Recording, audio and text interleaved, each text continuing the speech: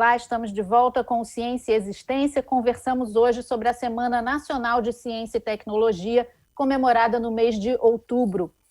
Professor Ildeu, o senhor é um dos inventores, um dos fundadores dessa semana. Conta para a gente assim, um histórico, um breve histórico, né, de como é que foi criar esse movimento e também como é que o senhor vê essa escolha do tema, né, da inteligência artificial. Queria que o senhor falasse um pouquinho sobre isso. Olha, recuperando um pouco historicamente, nós criamos em 2004. E quando eu entrei no Ministério para ocupar a chefia na parte de população da ciência, no então Ministério de Ciência e Tecnologia, foi a primeira sugestão que eu levei ao então ministro Eduardo Campos. A sugestão de a gente criar uma semana que não era uma novidade em outros países, que já existe em alguns outros países. Nós tínhamos conversado na SBPC, em outros setores também da comunidade científica acadêmica, a importância de ter a ideia, às vezes, era um dia, era uma semana, e eu levei logo, vamos fazer uma semana, como existe em outros países, inclusive pela diversidade brasileira, é melhor a gente fazer durante vários dias, né, por causa das diferenças que nós temos regionais. E o ministro Eduardo Campos adotou a ideia. Depois nós levamos ao então presidente Lula, que adotou também imediatamente. Então, fizemos uma redação que eu fiz lá de 2 linhas, um decreto criando a Semana Nacional de Ciência e Tecnologia, sob a direção, a coordenação do Ministério, e mais também com a participação de todas as universidades, instituições de pesquisa, comunidades acadêmicas, entidades do Brasil inteiro. Então, isso constituiu o decreto, que uma vez criado, o ministro me entregou o papel, falou, está criada a sua semana, agora trabalhe. Não tínhamos dinheiro, tínhamos muito pouca coisa, e aí começamos uma mobilização nacional, que foi muito legal. Eu fui a todos os estados, aquilo que a Lena disse, né? No interior do país inteiro, cada lugar a gente convencia as pessoas que era importante fazer isso. E aí, já no primeiro ano, como eu mencionei, com muito pouco recurso, nós já atingimos 250 municípios. E de lá para cá veio aumentando, hoje temos 5, 6 vezes mais. E nós tínhamos um movimento muito importante, inclusive aqui no Rio de Janeiro, né, de ter uma estrutura regional, que infelizmente terminou as estruturas regionais. A gente tinha coordenações em cada estado, e isso dinamizava muito, a meu ver. Nós fizemos muitas atividades conjuntas em Niterói, no Aterro, nas barcas, no trem da Central, em Campo Grande, pelo interior do estado. A gente atingiu, às vezes, 56 municípios do estado do Rio de Janeiro. Então, isso foi um movimento muito, muito importante. Eu acho que isso declinou um pouco pela ausência de recursos que a ciência toda está sofrendo, em particular essa área, o que é lamentável, evidentemente.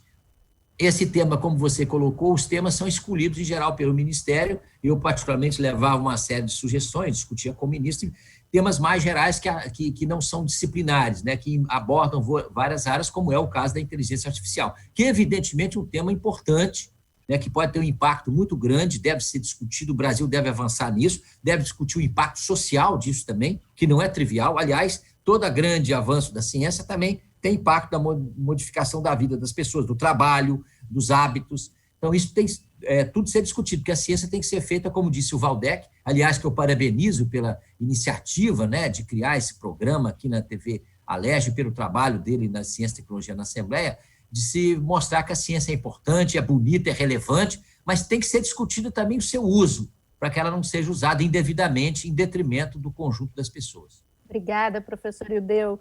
Professora Lena, a divulgação científica é um desafio, né? Fazer a informação chegar às pessoas de uma maneira que seja compreensível, né? Como quebrar as barreiras da linguagem acadêmica, da linguagem científica, e chegar até as pessoas leigas. A senhora acha que, por exemplo, a imprensa faz uma boa cobertura dos assuntos científicos? Como é que é a divulgação desses assuntos? Bem, a imprensa, de modo geral, hoje faz muito mais do que fazia antigamente, né?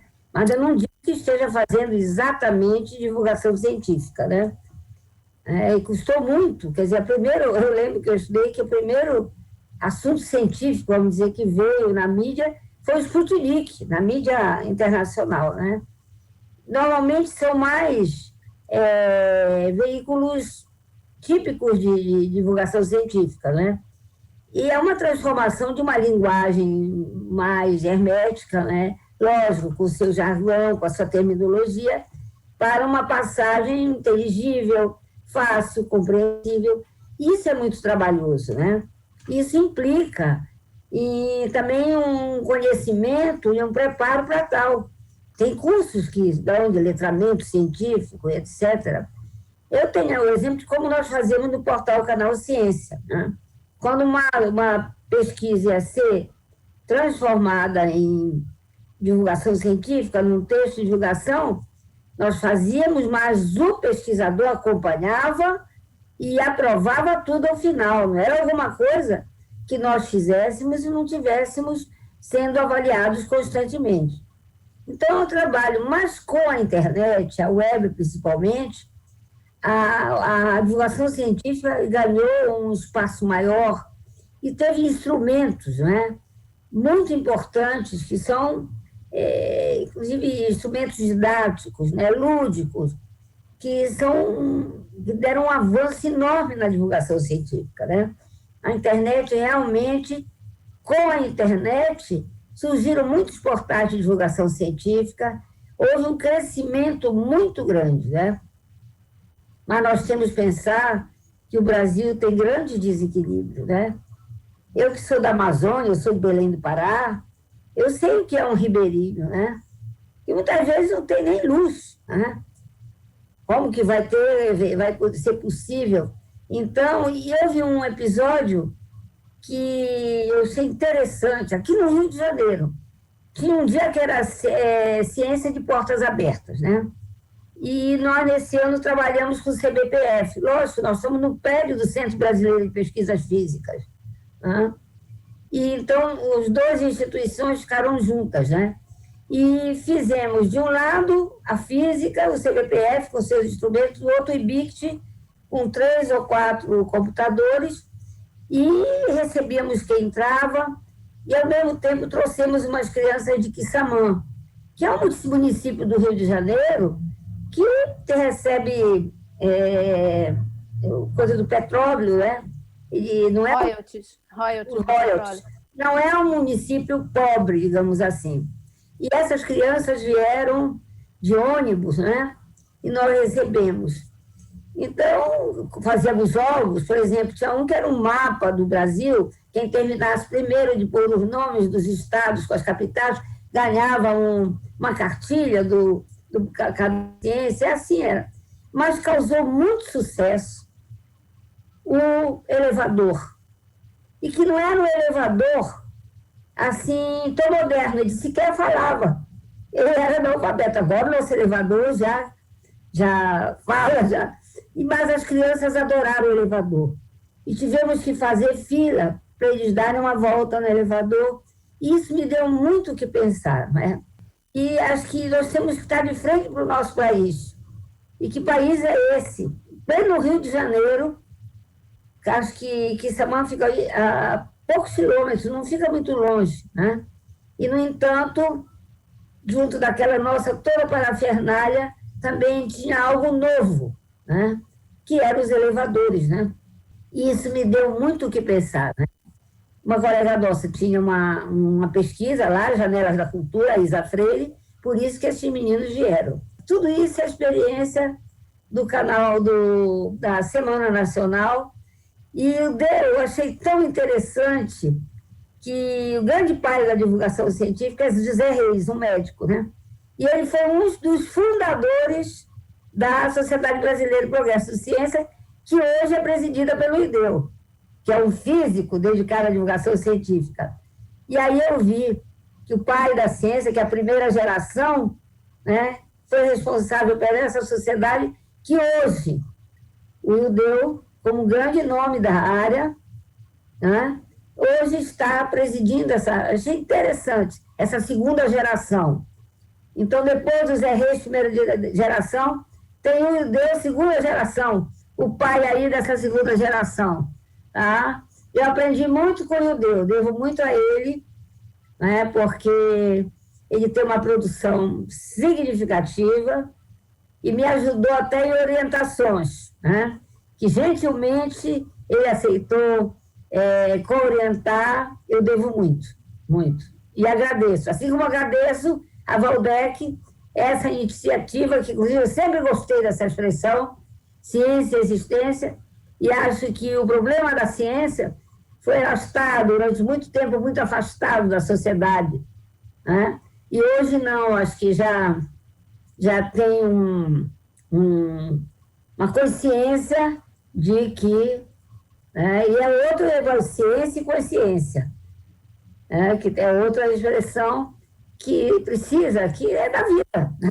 A ciência está nos nossos gestos, nos nossos atos de todo dia, né? Então, essa experiência de divulgação científica me é preciosa, né? E mesmo eu não estando hoje no canal Ciência, eu sempre digo que continua sendo a minha menina dos olhos, né? O canal Ciência, né? Volta e meia, quando eu posso, eu dou uma passada por lá. Obrigada, professora Helena. Só agradecimentos a Valdec Caneiro e a Ildeu Moreira, né? Obrigada, professora. Deputado Valdec, o senhor queria falar alguma coisa sobre o tema da Semana de Ciência e Tecnologia? Eu queria, mas assim, muito breve, porque, na verdade, como a semana este ano, na sua 17ª edição, coloca em evidência a inteligência artificial, ou seja, máquinas, softwares que têm inteligências, digamos, análogas, né, à inteligência natural humana, me faz pensar o seguinte: isso é muito importante, realmente, que o Brasil avance nisso, que discuta isso, que tenha, de fato, uma produção relevante nesse campo, mas, assim, eu fico pensando o seguinte: nós, no contexto da pandemia, enfrentamos um desafio enorme, talvez o maior desafio vivido pelo aparelho educacional brasileiro, pelo aparelho escolar brasileiro, que está há 7 meses, mais de 7 meses já, com aulas presenciais suspensas, e, evidentemente, escolas, diretores, professores, pedagogos, enfim, tiveram que encontrar mecanismos extraordinários, excepcionais, para, em primeiro lugar, manter os alunos com um vínculo afetivo com as suas escolas e também mantê-los preocupados ainda, vinculados ao seu processo formativo. E, naturalmente, que as tecnologias, né, as tecnologias de informação e comunicação aplicáveis ao campo da educação foram adotadas. E assim, no Rio de Janeiro, em pronunciamento recente na Comissão de Educação da Assembleia, o secretário de Estado de Educação disse que, num primeiro balanço, ele que chegou há pouco tempo na secretaria, no primeiro balanço, ele estima que pelo menos 70% dos estudantes da Rede Estadual de Educação do Rio de Janeiro não acompanharam nada, né, nesse contexto da pandemia, ou seja, não tem possibilidade de ter acesso ao mundo virtual, seja porque moram em locais onde não tem conectividade, simplesmente, seja porque não tem hardware, né? Às vezes uma família compartilha um único aparelho de celular, 3, 4, 5 pessoas da mesma família compartilhando o mesmo aparelho de celular, e naquela família é o único hardware possível para ter acesso à internet, ou não tem recursos para contratar pacotes de dados para ter acesso a navegar nas redes com desenvoltura. Então, assim, é muito importante que a gente pudesse avançar mais nessa situação que hoje, eu diria, é quase rudimentar, né? Ter acesso à internet é quase rudimentar, e, entretanto, isso ainda é fator de exclusão tecnológica e digital de um número muito grande de pessoas. Então, assim, ao mesmo tempo que a semana joga o foco na inteligência artificial, me ocorreu isso, né? Não há inteligência artificial, não há como se tirar proveito da inteligência artificial sem acesso à internet, sem acesso às redes digitais, sem acesso ao mundo virtual. E essa ainda é a realidade de grande parte das famílias brasileiras, dos estudantes de origem popular, enfim. Então, me ocorreu fazer essa analogia, né? Nós estamos ainda carentes do cumprimento de um desafio, né? De ultrapassar um sarrafo ainda muito básico, que é garantir conexão à internet. Fico pensando o seguinte: se a gente foi capaz de conectar a internet, a base brasileira na Antártica, certamente conseguimos fazer conexão na internet nas favelas da região metropolitana. Falta vontade política e de investimentos nessa área.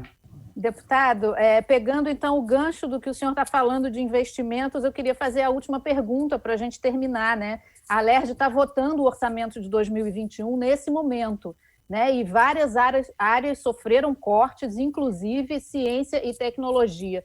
Como garantir avanços nesse momento tão difícil que a gente está?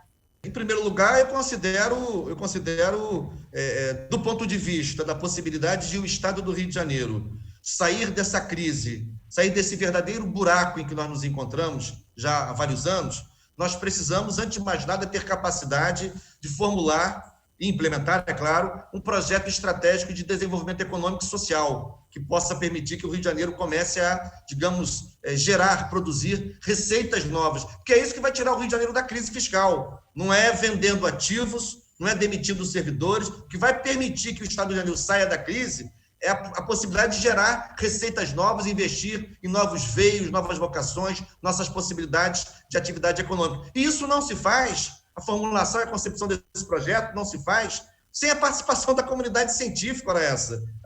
A inteligência instalada no Rio de Janeiro, aliás, que não é pouca, nós somos possivelmente o Estado da Federação com a maior presença de instituições científicas aqui sediadas, né? 4 universidades federais, 3 universidades estaduais, 2 institutos federais multicamp, vários institutos federais de pesquisa de grande renome, institutos estaduais de pesquisa, como a Pesagro, por exemplo. Então, eu acho que a gente não investir em ciência e tecnologia significa comprometer a possibilidade de construirmos uma agenda de desenvolvimento. Aliás, o que faz o governo federal? O governo federal está apontando para um corte de quase R$1 bilhão no orçamento das universidades federais no ano de 2021, que representa quase 20% das despesas, olha só, despesas ditas não obrigatórias, né? Agora, assim, isso precisa ser relativizado, porque pagar luz, pagar água, pagar telefone, pagar conexão à internet é despesa não obrigatória, né? Enfim, então, ou seja,